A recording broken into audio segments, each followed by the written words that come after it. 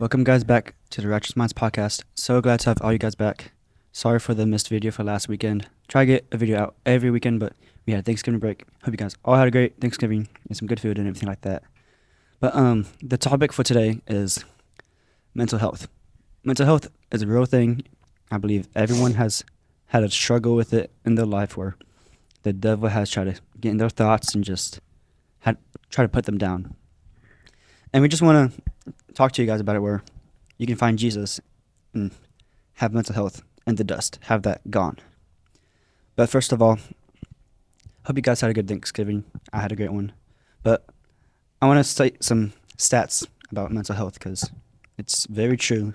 Some people think it's just a emotional time where people are just trying to get attention or stuff like that, where it's very true and people do struggle with it. But some stats in the U.S. are 23% of adults have experienced mental health issues this year in the U.S. And then 43% of adults say they feel more anxious than ever before. And then 1/3 of Americans suffer or have suffered from depression of 2024. 43%, that's almost like half of the U.S.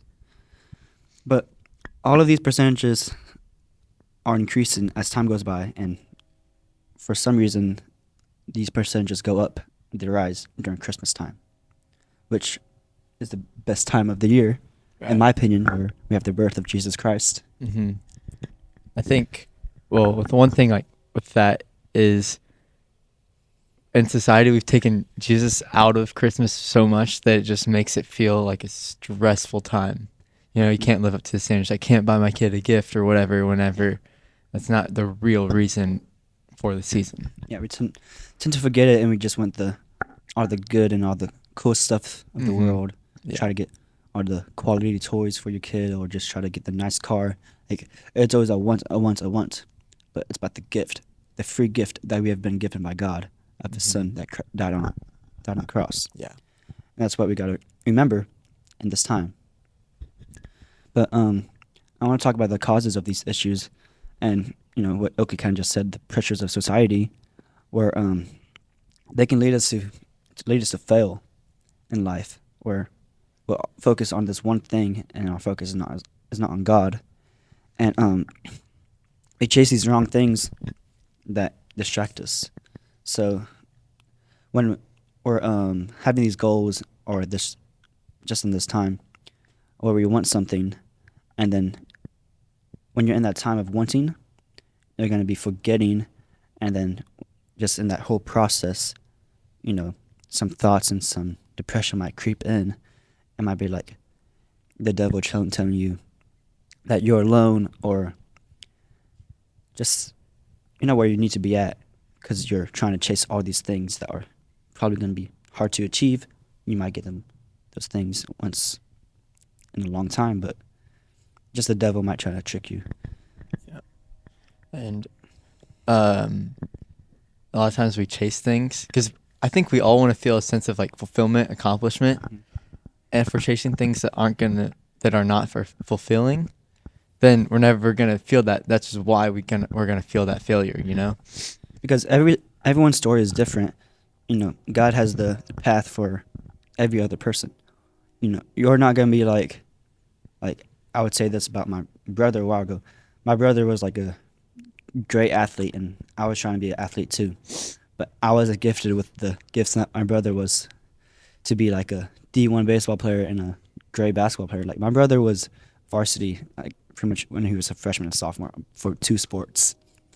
And I was like, I always struggled with the comparison with that back then.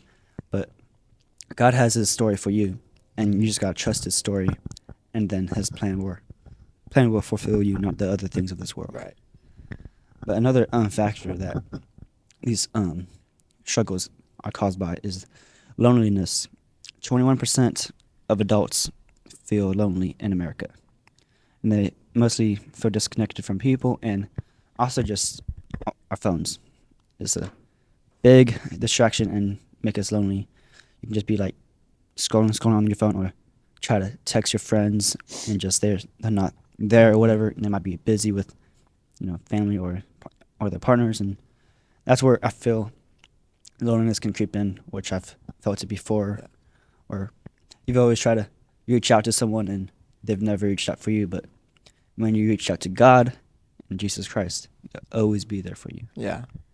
And so, thing with social media, like similar to what you're saying, it creates unrealistic expectations for your life, because most people aren't going to post them at themselves at their lowest times. Like, they're going to be posting at the best times. They're going to make it seem like it's the best whatever it is that they're posting, and in reality, that's not. Life isn't just all about positives. Like, it's a constant wave of positive, negatives, whatever. So whenever we're seeing all this stuff on social media as we're scrolling, we're like, oh, why isn't my life like that? And so that can cause us to, again, feel a sense of failure. And especially, like, okay, one example with me is, like, I'll be scrolling and I see, like, a relationship, like some sort of, like, couples thing that someone did. I don't know, whatever it is. And I'm like, man, like, I wish that was me or whatever. But then they don't. So then look at it 3 months later and they broke up because one of them was cheating on the other person. Like, it's just so different from reality. It's such a like, false perception of reality on social media that, Yeah, so to go off of that, you can never preserve or see someone from their social media or from the outside appearance they show everyone else to the world. Always check up on that person and truly get to know them sometimes, because you never know, like, who they really are. You got to get to know the person. You can't just be, oh, look, they're having a great time. They're on this vacation. Oh, they're at this event. They look like they always have the greatest time of their life, which you never know how hard someone can, like, dig in their feelings into their heart and just in their soul. You don't know what they're storing inside. But let's do this point you want to talk about earlier. This one? Yeah. Okay, so in the Bible, I'm pretty sure y'all are familiar with Judas's betrayal of Jesus, right? And, I know in my life, whenever I sin, and I'm sure for you too, like, a sense of guilt is associated with that. And it's with the guilt is like, man, it makes you almost oppressed, because it's just, why did I do that? Someone that loves me so much, I do literally everything against him. Like, why would God still love me? So that's, like, just a thought. So whenever I mess up, I think I can't go back to God. And so then that causes, make me try to do it on my own. Obviously I can't. And so that just leads me to, depression, anxiety stuff. So, but when Judas betrayed Jesus, right? Horrible act, right? We do that, but don't take it out of context. We do the same thing to God every day whenever we sin. Okay? But when Judas betrays Jesus, right? I can almost guarantee he went and, okay, so he betrayed Jesus, then he went away. He was ashamed. He looked at the silver, he was ashamed. He went and he killed himself, right? But I guarantee you, if he would have gone back to Jesus, he wouldn't have gone and killed himself. Yeah. Like we see with Peter, he goes and denies Jesus 3 times to three different people. He's telling them, no, I don't know who Jesus is. He was one of Jesus' closest friends. And he's telling these people he has no idea who Jesus is. But what does he do? At the end of it, he goes back to Jesus and he becomes a very influential person in the span of Christianity. So I think that's one thing where our depression and anxiety can come from. We're like guilt, but we need to realize, like, I guess a little bit of guilt, but it's not really guilt, it's conviction. Like, knowing that we did something wrong, that's okay. But whenever we take it and we start beating ourselves up because of it, that's not okay. And we can always go back to God and he's going to, forgive us. And we can't let the sin take us over and just, we see the sin, we know we sinned, we acknowledge it, and then we turn to God about it and repent. And we move on. Yeah. It's the story that we need to go by off of. But we're going to say this verse, Isaiah 41:10. It is, so do not fear, for I'm with you. Do not be dismayed, for I am your God. I will strengthen you and help you. I will uphold you with righteous right hand. And that's basically what Oakley kind of just explained to us, where if we go to God, God says, do not fear, do not be dismayed, for God will make us his righteous right hand. Yeah. You want to start with this? Or? All right. And then, so then we're going to talk about what help we can get from God and even others too. So Matthew 11:28-30, it says, "Come to me, all who are weary and heavy and burdened, and I will give you rest. Take my yoke upon you and learn from me, for I am gentle and humble in heart, and you will find rest for your souls. For my yoke is easy and my burden is light." So with that verse there, with Judas, he basically committed suicide because he was in so much guilt. So, I've felt this before, but you have a sin you did, and you just think it was the worst sin of all time, and you don't ever think you can make it back to God. But that is not what you need to do. Mm-hmm. That's the devil trying to get in your head, and the mental health stirring up the thoughts and the feelings. But it says, "Come to me, for I will give you rest." Give you rest. God will give you the rest. You won't be in that aching pain or being anxious for the sin that you did, or just the feelings that you have. Yeah. And verse 30. "So for my yoke is easy." The yoke is what the oxen carry to carry like the carts and whatever, and my burden is light. So this isn't. I think what it's saying is, whenever we do go to God, He takes off all this pressure that we have, especially with mental health. Like if we have any anxiety, God's gonna take it away whenever we go to Him. That's kind of what it's meaning here. And then whenever for forgiveness, for I am gentle and humble in heart. Yeah, He is going. That's because He's never gonna turn us down, right? He's gonna always be there, loving and ready to forgive us. So, yeah. And then we have another verse in Psalms 34:17-18 to state, "The righteous cry out, and the Lord hears them. He delivers them from all their troubles. The Lord is close to the brokenhearted and saves those who are crushed in spirit." This verse is just a great verse to have like all around for everything, pretty much. Just if you're going through the hard time, just look to the verse, Psalms 34:17-18. Yeah. And then, Got it. all right, another example of someone in the Bible someone in the Bible that really did struggle with depression was Elijah. He actually struggled with depression and anxiety. So for those of you who don't know, Elijah was a prophet of God, and he, at a time whenever he was a prophet, there was a king, and then his queen.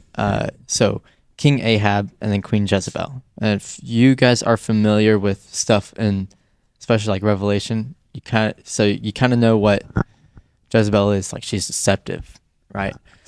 But so with this story, he goes ahead, and Jezebel is evil, and she's basically backing all of these prophets who are from another god, which is his Baal. So basically, Elijah is he's gonna challenge all these prophets, all these ungodly prophets, and what they do is they have this altar, right? And he tells people of Baal he's like, all right, yeah, y'all try to get Baal to set a fire. I'm gonna get my God to set a fire, and so without them touching it. And so you have them doing all this crazy stuff, and then it's not working. They try, and they're all crying and stuff. And then Elijah goes ahead, and I think it's kind of funny. So he gets like water, and he starts dumping it on his altar, and so like he's making the challenge even harder. And then God starts a fire. So then all these people that are watching go ahead and take out prophets of Baal. Well, Jezebel hears of this, and there's a good victory for Elijah. Well, Jezebel hears of this. She basically puts out a warrant to go kill him. And so he has to flee. And in this time of fleeing, he is struggling because, I mean, think about it. His job is to keep nation of Israel in check, and he can't even keep the king in check and the queen. Right. So he's definitely struggling here. And he's also fearing for his life. He's going through a lot of stuff. But I'm actually going to look at it on my phone because, where's it at? Yeah. So with his, so, he flees, he gets to a cave, and he's ready to give up. And then I'm just going to read probably through, okay, anyway. So First King, if you want to read more, 1 Kings 19 is where it's found. 1 Kings 19:9. There he came to a cave, and he lodged in it. And behold, the word of the Lord came to him, and he said to him, What are you doing here, Elijah? He said, I have been very jealous for the Lord, the God of hosts. For the people of Israel have forsaken your covenant, thrown down your altars, and killed your prophets with the sword. And I, even I only, am left, and they seek my life to take it away. Yeah, he is lost because they've been attacking, and they've been attacking these godly people in Israel, and basically Elijah's thinking there's no one left, Lord, to stand up for you. I'm the only one, and they're trying to take me down. And Lord goes on to speak to him, and he eventually refreshes his soul. He gets an angel, goes down there and gives him food, and then he goes and he tells Elijah that there are a lot of people in Israel that are still willing to worship God and stand up for him. And so that's kind of how God does it. Whenever we feel like we're lost, and I felt it before, I'm sure you have, he's gonna refresh our souls. He's gonna give us the right and food, and honestly, and food that could also just be like, he's gonna give our mind the right peace.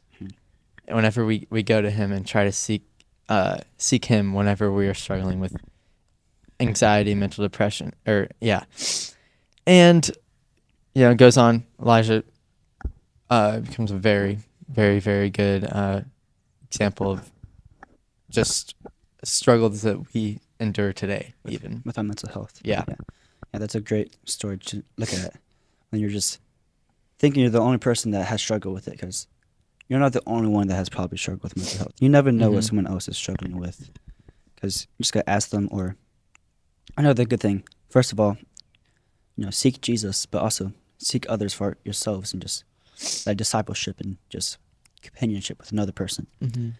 Or we've talked about it before, in accountability with your walk, but just accountability partners, where you just have that friend, that good friend, where you can just talk about your struggles with, because maybe they can relate to them. It's good for a friend that's around your age, because they're going to be going through the same stages of life that you are going through. I've had Oakley, I've had other few friends in the years where I've just gone to them about things I'm going through, and they've just been there, and they've been able to give me good counsel and just not throw me off into the wrong direction. Yeah.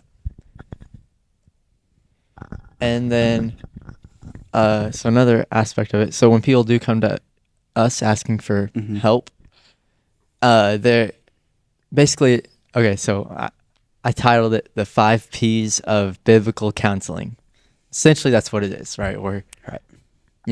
And providing counsel for these people. So, first one, I'll just say all of them. So there's patient, so these are all characteristics we need to be. So patient, promoting, present, prayerful, and primed. And I'll explain it. So patient, that is showing love, and it's not being quick to judge. And in this instant, okay, if someone comes to us and they're really, really struggling, that is not the time where we need to be judging them. And that's not the time where we need to be telling them, hey, you did this wrong, you did this wrong.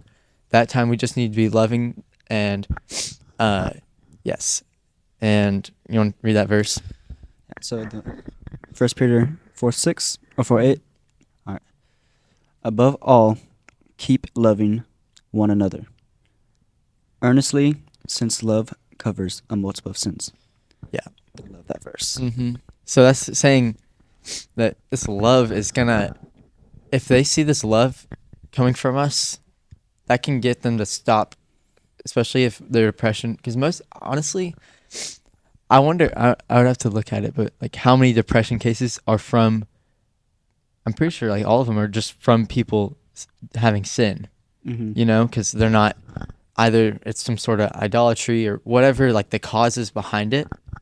And then But what covers it and right, what, makes it new is yes, the love. Yeah, and it can be, it's God's love ultimately covers it. But if they see like love coming through us, from us, and since we're just like reflecting God to these people, then that is just gonna get them to stop thinking about their sin and dwelling on it, and it could even just get them out of it, out of their depression entirely. We don't know.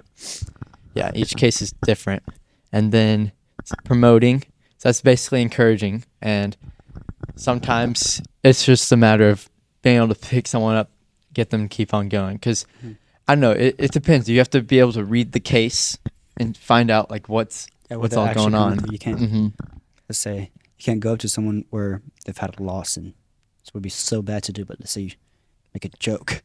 You gotta read the situation and know what the person's going through, so you can kind of like in a weird way, but like creep in and make sure they're doing all right. And I'd be like to at them. Right, because if someone is, for example, let's just say they're experiencing a loss, you're not gonna want to be like, come on man, let's keep it moving. Like, no, they need to grieve, because that's unhealthy to not grieve for their loss. Like, they need to grieve. So you just have to really read the case, and each one's gonna be different. And then third P is present. That's just listening to them. You want to read that first? Sure, I got it. James 1:19. My dear brothers and sisters, take note of this. Everyone should be quick to listen, slow to speak, and slow to become angry. Yeah. And essentially, sometimes it's not best to give someone advice in those times, just because sometimes they just need to get it off their chest. Let them vent. Yeah. And honestly, think about it like this. Whenever you're talking to God, how many times do we talk to God and not listen from him? And that's similar. Like, he's listening to us even whenever we're not listening to him. Like, if we're just talking to him, praying, but we're not reading our Bible and not actually listening to him, like this in this verse, God follows it kind of perfectly, because everyone should be quick to listen. Like, he's listening to us even when we're not listening to him. So when we're not listening to him, we gotta be slow to get angry and be patient with him, because we know that God is gonna be for us. Yeah, and so God doesn't really get. I mean, obviously, he wants us to listen to him, but he's not going to take out his. And no, and don't get me wrong, we need to listen to him, but he doesn't not listen to you because you don't listen to him. Right. Yeah. And 2 more P's. Yeah. So fourth P, being prayerful. So, that could be praying together, praying by yourself, just for whatever's going on in their minds and whatever struggles they're going with, and let them know. Let them know that you're praying for them, because that could be, it goes with the encouragement part. It could just be good to know, hey, someone's praying for me, someone's got my back. Or just also to just tell someone, let's say you see that they're in a struggling time, where, they're actually struggling, and they may not want to talk about it. Just be like, hey, let's pray. Just like, hey, I'm going to pray for you, or hey, you want to pray? Yeah. Or just other times where try to get prayer more consistent. Try to pray, because let's say some people might think it's awkward because you guys don't have that type of relationship yet, but just try to pray at the lunch table, or pray when you guys are eating some food. just it's always good to have Mhm. prayer. I think it was our last episode. We covered this verse where it's make your request known to God, or there's Maybe. there's something like that. Is Philippians 4, maybe 6, Yeah, 4-6. maybe that's what it was. Yeah. But yeah, if we're not gonna go to God about our situation, is it gonna get solved? It might, but if we're praying to God, it's gonna get solved in a way better manner, you know. And the last P is being primed, and that's being ready. So think about it like this: if you're depressed and you're struggling with mental health, is it a good idea for you to go help someone else with mental health issues? Probably not. Not really. Yeah, because you first. It's kind of like the verse in where I honestly forgot where it is, but it's maybe it's Matthew 6 somewhere, where Jesus says, "Take out the log out of your own eye, then you can worry about the speck in your brother's eye." Mhm. So we need to be ready. If we're not in a good mental state to be able to take care of someone going through mental troubles, we don't need to be messing with it, because that could cause issues for both parties. We don't. That was one verse I was reading one time. I think it was Mark, and it's like, we do not want to lead them astray with our unknowingly knowledge that we probably don't Mhm. have. So once we have the knowledge and once Right. we feel like we'll be ready to counsel someone, then we'll be primed. Yeah, and are we going to be thinking straight if we're depressed and anxious? No. Not really. Yeah. So it's and even so, what I have here is be ready spiritually, physically, and mentally for anything they may say or do, because depending on what it is, this person's actions could turn violent just because of how much pressure and stress is on them. So it comes to a sense of just like having a little bit of common sense whenever you're not going to go and, okay, let me think of an example here. Okay, let's say you see a homeless person on the street, and you want to help them. Nothing wrong with that. But the way you do it, like you instantly, like you see that they got, let's just say like they got a knife or something, and you walk up straight to him and just start talking to him, and you're like a foot away. Is that smart? Probably not. You don't know who this person is. Okay. But a better approach would be, talk to them from a little bit away, and then maybe even figure out why they have a knife. And they're like, "Oh no, I was just like cutting my sandwich or whatever." Whatever they had their knife for. Then you can have a rational conversation with them. So it's just being able to use some knowledge. Think before you do anything. Observe the situation. That's for everything. In Yeah, life. and that's for pretty much everything in life too. Yeah. And the last little part of being primed, you also sometimes you can only do so much, right? And in some instances, you can show them God, but you can't lead them to God. Like you can't like take them with. You can't force. Yeah, Jesus you on can't someone. force it. No. Right. But That's for God to work.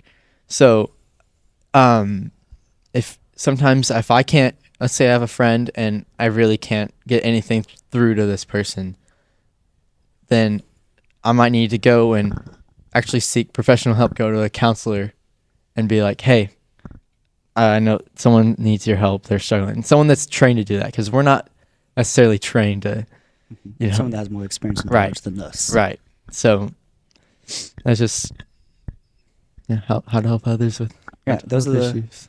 5 P's of biblical counseling with helping others with their mental health. Yeah. But I think that wraps it all up, and let's pray. I got it. Dear God, I just pray to you, and just for all those listeners out there, everyone listening, that if they are struggling with mental health, that they can find the fulfillment with you, Lord, and also seek others, because you can never do this alone. You can never just dwell in your thoughts and in your pain, because that's going to lead you astray. And just, if you find God, He's going to take all your burdens away, And I just hope through this season that, all these families, all these people listening, that they have a great Christmas and that they just know the reason for this time of season, because it is for you. And Lord, I just give you thanks above all else and everything you're doing in our lives. And I hope all the lives of the listeners that you guys are living well and having a good Christmas, and that you guys do not dwell in the mental health and the thoughts and the struggles and the pains that you guys are faced with every day and every week and every month of the years. And just in your name, I pray. Amen. Well, thank you guys for listening and tuning in. We're on Instagram, TikTok, YouTube, and Spotify. Hope you guys have a great December. I'm going to try my best to get a video out next week, but it is going to be my birthday, but that doesn't matter. I still want to talk about God to you guys. Me and my dad share a birthday. It's pretty cool. I think it's pretty cool. So. That's pretty cool. But yeah, we're on all those social platforms, and Righteous Minds Podcast out.